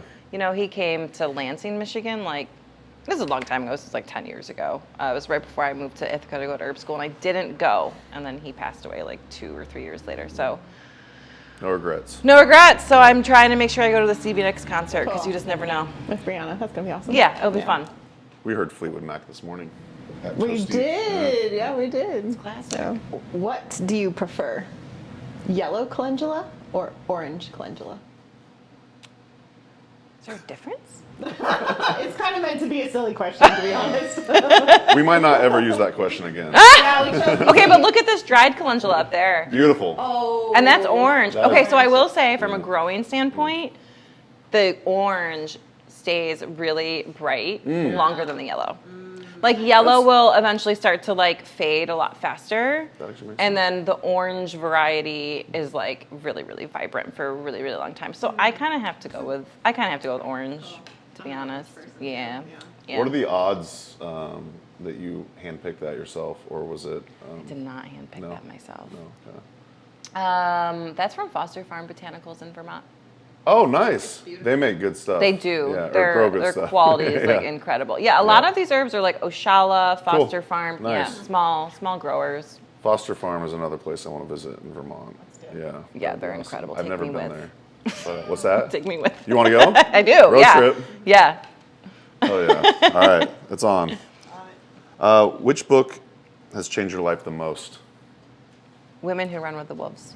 Heard of that book? Yeah. Yeah, I started reading it when I was in high school, I would say, and just so much about like folklore and like feminism and women and the wild woman archetype, which I feel like I'm really deeply connected to. And actually getting a tattoo on my back of like a woman that is half wolf, half Cool. coyote. That's like howling at like a datura that's blooming. Wow. So that's gonna be on my back. We'll need B-roll. So yeah, I feel like that, but I actually have it on the side of my bed. So sometimes like I'll just kind of flip through and just Nice. like read a story. I traveled with it for 3 months in Europe. Like I like this tattered Women That Run with the Wolves book just for 3 months in Europe. Now, is it a book that you can actually skip around, or is it Yeah. best to read straight through? It's like short Okay. stories. Oh, short stories. It's short cool. stories. So it's all about the wild woman archetype, folklore, about like women that are in tune with nature and yeah. Have you read that one? I'm kind of embarrassed to say no. But you've heard of it. Oh yeah, Yeah. like it's always kind Yeah. of been like Yeah. I've not been opposed to reading it. I just Yeah, have yeah. not read it. Yeah. It's kind of like I remember Sharon Blackie. She kind of does I'm a like big women. Sharon Blackie Okay, fan. so Yeah. Clarissa, kind of predated Sharon, and I think they're kind of in the same realm. I also love Sharon Blackie. Love all of Sharon Blackie books. Yeah, so it's very similar to that. Okay. Yeah. Cool. Nice. Yeah. What's your favorite movie? This is an impossible question to answer. Oh yeah, you have a lot that you love. I love film. Oh. Didn't know that. When I was a teenager, I wanted to go to film school Oh. and write female revenge films. We can omit that. That's going in. Yeah, I really, Pretty really, Women. right. That's what we're talking about. Something like that. It's really hard. I love film. I like independent films. I like A24 films. I love love A24 foreign films, yeah. films. It's really hard for me to pick a favorite movie. I'm trying to think. What about you guys? Do you have a favorite movie? I always Take a- take a- default to my favorite comedy of all time, Fight Club. Oh, Fight Yeah. Club's good. Yeah. You Yeah. too? And me and my friend used to joke that it was our favorite comedy because it is there is a lot of dark humor in it. But, Yeah. yeah, I mean, I've watched that movie probably 30 times. I actually don't know, but and it was one of those movies where every time I watched it, I saw something new, like a new penis would flash on the screen or something like that, or but it was it taught me about consumerism and what you own owns you. I mean, there was a period of time where I remember in my late teens, early 20s, I just got rid of every fucking thing that I had. I don't know if it was directly due to watching Fight Club over and over again, but You're like, now that I think about I mean, it. I was very I like living that way and minimalism and Yeah. stuff like that. And I think it was heavily influenced by that movie. And actually, the author Chuck Palahniuk is from Portland, so he's like Okay. a local guy for me. But yeah, that's one of. There's other movies too, but I've already talked too much. No. Do you know my favorite? Tori Amos biography movie. Yeah, is it a Tori Concert. documentary? Yeah, Tori doc. I feel Is like there a documentary on Tori Amos? actually, I don't know. Yeah, I don't think so. Yeah, no. I feel like She got I kicked should out know. of music school for playing topless piano. Topless. Really? Did you know that? Say that again. She got kicked. I think she got kicked out of one of her classes because she was playing the piano topless. No, that didn't happen. That didn't happen? No, that didn't happen. What she was doing, Urban she was, legend. she was playing Led Zeppelin. Fact check me. Yeah. Instead of playing classical music, and so she just kept bringing in rock, and she was at the Peabody, which was a very classical. Yeah. And you should have to play in this particular way. And Tori plays in a very particular way. I'll tell you that much. But it Yeah. wasn't the proper classical music That makes more sense. Yeah, I wonder where that rumor started from. I've never heard that before. Yeah, but I think I would know. Yeah, I trust you. I trust you. Fight Club's one of yours, Emily, though? Yeah. Cool. No. Mine's a Matrix. Oh, I knew that. Ooh. Yeah, I knew Yeah. that. That's a Yeah. good one. Yeah. Gosh, yeah, I don't know. I just remember being obsessed with The Secret Garden when I was a kid, Oh, that's lovely. which makes sense. Yeah. Checks out. Yeah. Fight Club Matrix. Secret. No. I mean, when I was a child. I mean, She's like, what are your favorites? We are way edgier than her. We like the violent things. The Secret Garden was dark, though. I mean, do you remember that movie? Yeah. Yeah. Well, I read the She was like an orphan, and yeah, I mean, there was some darkness there. I don't know if I've seen that. Well, that was the rapid fire. It's time to kind of start winding down, and we would love to highlight. Oh yeah. I already forgot. My bad. FF. It's gonna take some getting used to. Why don't we like do some show and tell with some of your products? I'd love to just highlight some of the things in the store. We'll be sure to get like plenty of beautiful Okay. B-roll, and because it would be awesome to show people around what you got in here. And I don't know if we get up and start recording separately, or if we just bring the products Yeah, back let's bring here. the products back yeah, let's here. just do that. Okay. Cool. Now we're to the portion of the show called Show and Tell. This tea sounded amazing. I was when you read the ingredients, I was like, "That's what we're doing." Love Will us. you Yeah. tell us about this? I should have made us some. Yeah, so this is kind of like my chai alternative. So it's ashwagandha. Like I used to make this chai at the house in the wintertime that was like ashwagandha, cardamom, clove, nutmeg, allspice. And I like love ashwagandha as like a chai kind of like in it because it's very like rooty and earthy. But it also has shatavari, which is amazing. I love shatavari for pretty much anyone. A little bit of kava, so like nicely like relaxing. It is called the Lovers. So it's kind of made to, I don't know, take like the edge off, maybe help some people with like libido, like some people with like that take ashwagandha, like immediately like feel it in their pelvis. It's really dependent. But cinnamon, dandelion root, burdock root, cacao nibs.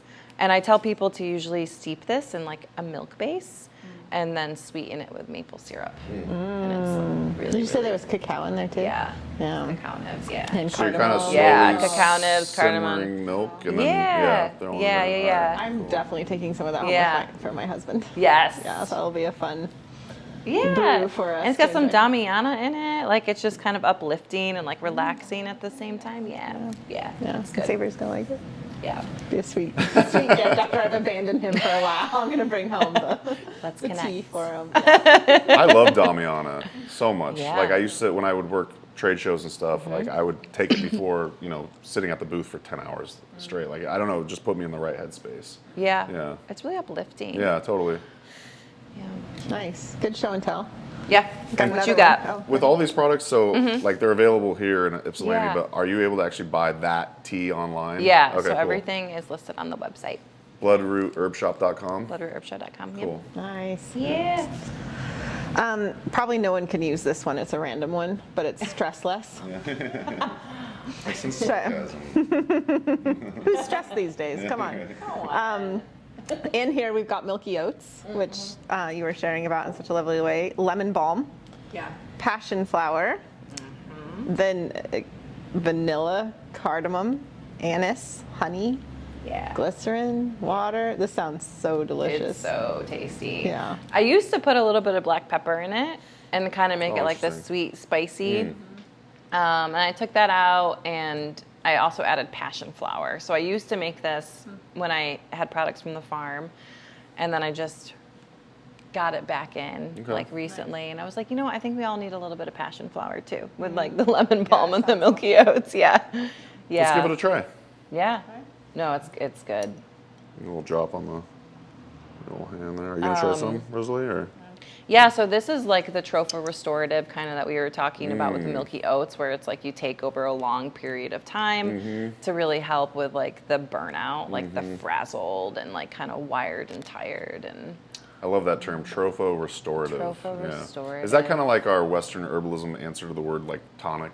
yeah, Okay. I would say so. Like more in like a nourishing way, Nourishing way, like we have like these adaptogens that I think sometimes aren't as nourishing as other adaptogens. Like that's why I love ashwagandha, because I think ashwagandha is more of like a nourishing adaptogen. Would you agree? Yeah. And like milky oats is also like the really nutritive, long-term kind of tonic, as opposed to like that Band-Aid fix that some adaptogens kind of give us. Do you consume ashwagandha I do. regularly, or I do regularly. What's your favorite way to take as?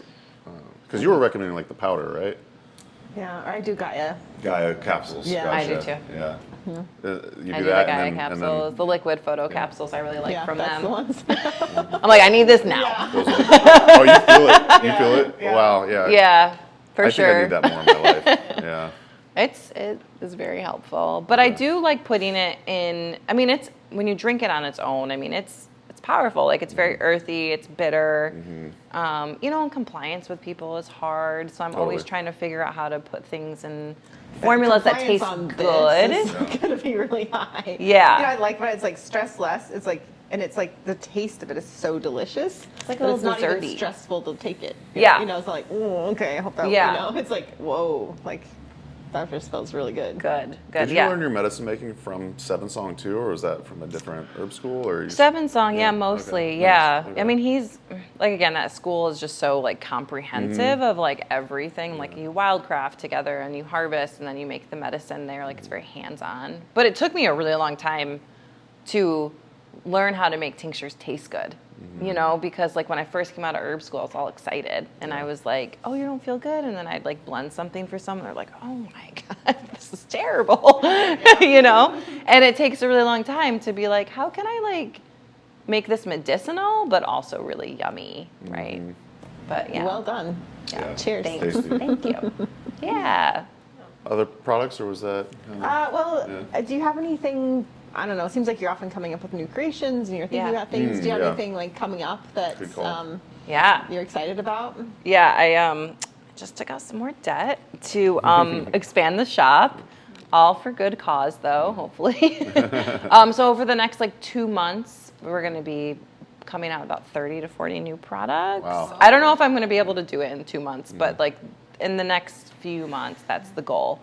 And the products are going to cover a whole like postpartum mama baby line. Also kind of want to cover like hysterectomy help, like a whole spectrum of fertility throughout someone's life. Like what could they go through, what could they experience, and kind of have a whole section for that. And then I also am going to be adding like some skincare and a lot more tincture formulas specifically around pain, like nerve pain and musculoskeletal pain is a pretty big one for folks.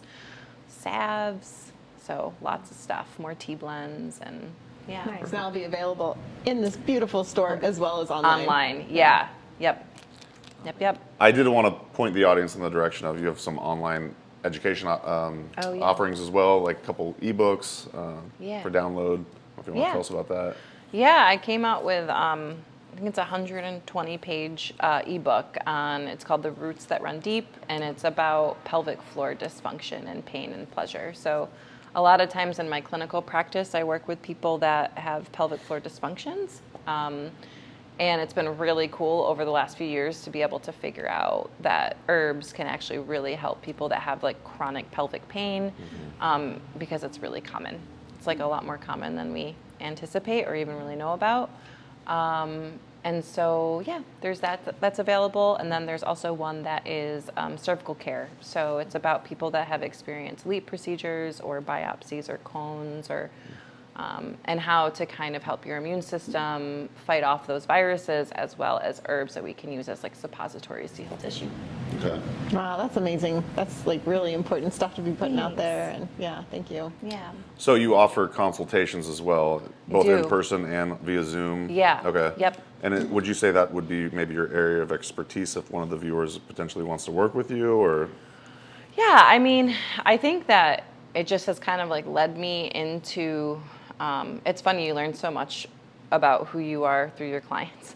And people just kind of like come to you for all these like very similar reasons. You're like, okay, I guess this is kind of my field now. And that's been like hormone imbalances, hormone regulation, pelvic floor pain and dysfunction, as well as like digestive issues. Like all of it's intertwined, right? So then I also do a lot of like mental and emotional support, anxiety.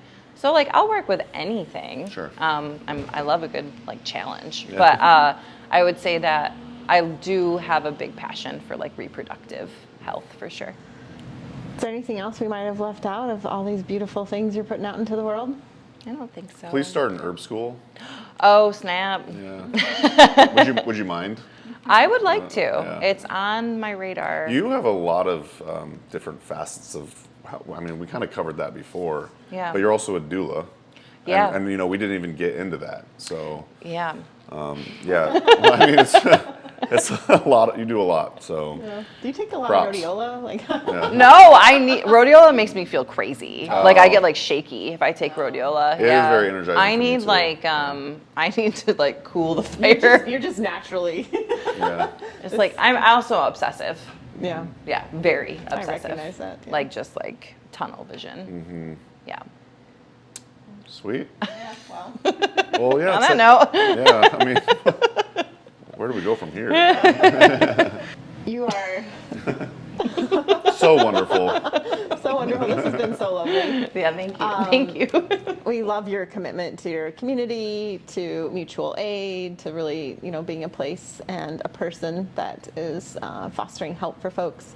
And so we had this question, we're just wondering, like, if you're dreaming and, just thinking about, like, how do we continue to, like, contribute to this world and just, continue to make this place a more and more cooperative space. Like, how do we continue to build and grow our herbal community in a positive way? I think accessibility and inclusivity is really important. And I don't know sometimes how to get there because I think that as herbalists we're like, I like to believe very kind and like we have a passion of really wanting to help. And so sometimes we might do that to our own demise of like, I'm gonna make this really accessible for people because that's a value of mine, but I also can't pay my bills. Or like, so I think trying to figure out how we can like cooperatively support each other in that, whether like you're a student and an educator, whether you're looking for, mentorship, it's trying to make sure that we are always like walking this like path of like integrity and like inclusion, is really important. And I think is like a way to always like maintain like a positive, culture within like herbalism. Yeah. And that's tricky and like really hard to navigate. We could talk about how like, herbalism in general is very white and like how do we make it feel more inclusive to people of color?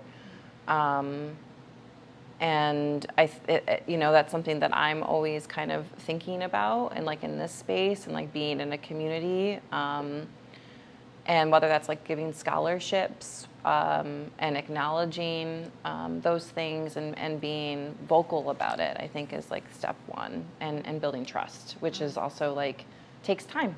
It's not an overnight thing in communities. It takes a long time. Yeah. So being in relationship with one another. That's what I love about grassroots herbalists. I use that term. I don't know if everyone uses that term, but I feel like there's a difference between like just like a grassroots herbalist. Like we're with the plants, we're with the people. We want the community. This isn't necessarily like go harvest everything. Right. Sell it for the highest price. Like there's a relationship that's like just infuses everything that grassroots herbalists do. And I think spoke really beautifully to that. And thinking about bigger pictures. Yeah. It's so hard. I mean, like, I don't know about you guys, but I think about these things a lot and about like, how to continue and maintain it. And I do think a lot about like herbalists that I admire, that have like taught me and that I like dearly like love, and like Jim McDonald, Seven Song, like giving thanks to all of them for all of their knowledge, but also like what do they embody and like those things that I want to carry on too, to like maintain like a positive like culture and like their integrity and their values, and they're so inclusive and they're so kind. And I think that like we have to like really hold on to those things. You were talking about that, specifically about Jim, I want to say just yesterday, about how he attracts such a wide variety of people because he's like, it's the vinegar and honey thing. He's very sweet and accepting. Yeah, I don't know where I'm going with that. Yeah, but, I think he like through his values he lives inclusivity. Yeah. Yeah. Totally. He just like he shows us how to do that like through a sense of being and not always like he's not always like telling. He's like showing us how to do it. I really respect that. Yeah, me too. And he really, what I love about him and so many other, elders in like the herbal world that are really humble. To me, that is like a breath of fresh air. We were just talking about that last night, actually. And I'm like, Humility I is want sexy. to always be humble, Yeah. that is absolutely, and like, and maintain that. Yeah.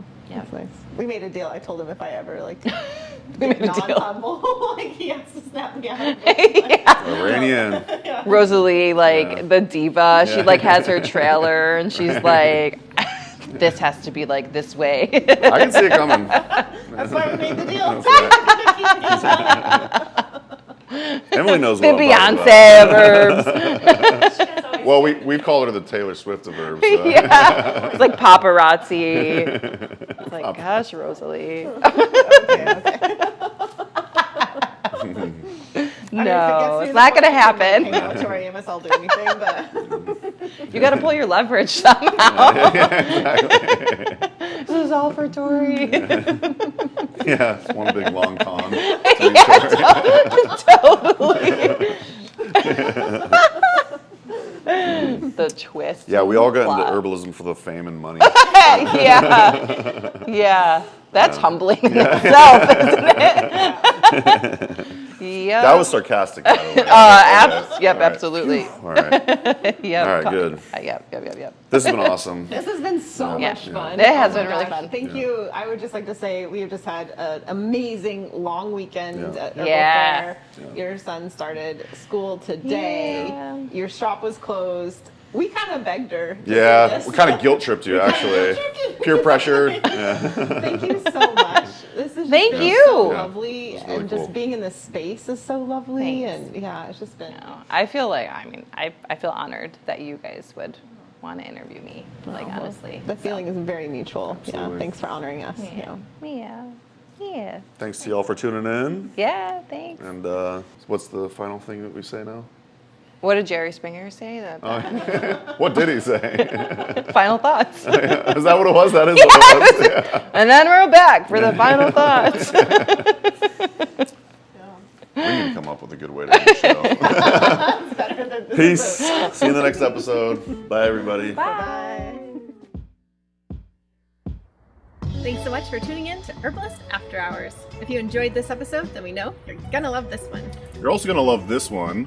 And if you enjoyed today's episode, pretty please go ahead and give it a big old thumbs up. Also, feel free to subscribe and leave a comment below with any takeaways you may have had. And don't miss a thing with us. Head over to folkmethodology.com and join our newsletter. See you in the next episode.